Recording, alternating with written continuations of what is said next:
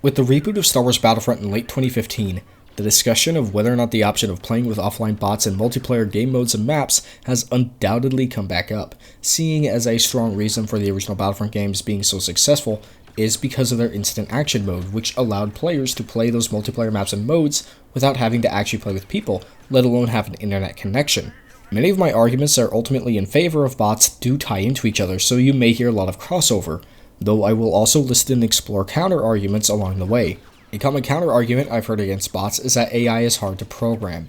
In this instance, I'll concede and say that AI is indeed very hard to program, especially when you want to make it worth playing against.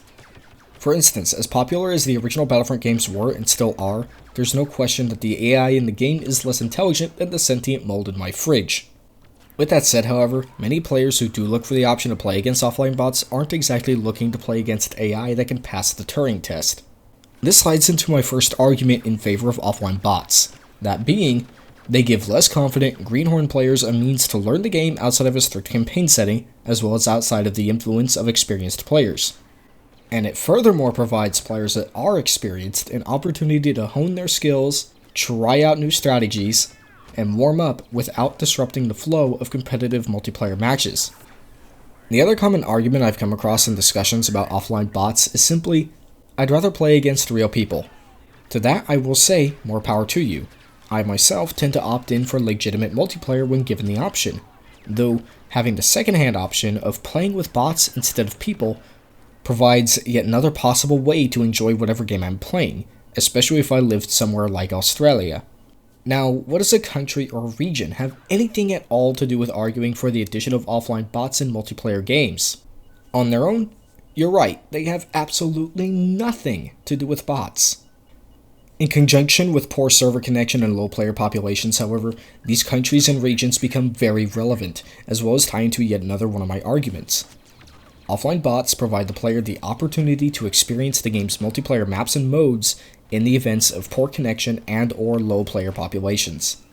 This may not seem important to someone who is accustomed to having a stable internet connection or almost exclusively plays games with high populations.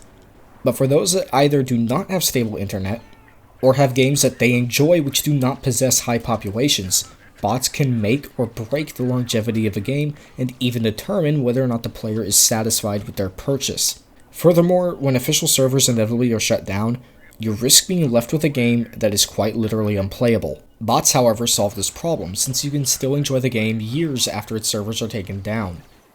An interesting counter-argument I have heard against this particular point is that when a game is dying and there are bots for those that are left, those that are left just start playing with bots, leaving the rest with no one to play with. This is, comparatively speaking, a very complicated issue that I think deserves its own commentary entirely, since split player bases are a very real issue, especially in the advent of DLC, though I will say that it is a worthwhile point to at least acknowledge in the debate for and against offline bots. Some of you may be wondering about whether or not offline bots are even used at all by AAA developers and publishers. While games which provide this option are few and far between compared to older titles, there's still a surprising amount of them within the AAA gaming space. Just to name a few, Activision's Call of Duty franchise has had bots ever since Black Ops 1, and up to the current Black Ops 3. EA's Garden Warfare 2 was touted as having bots as a major selling point, while Valve's Counter-Strike and Team Fortress games provide the option to those so inclined to use it.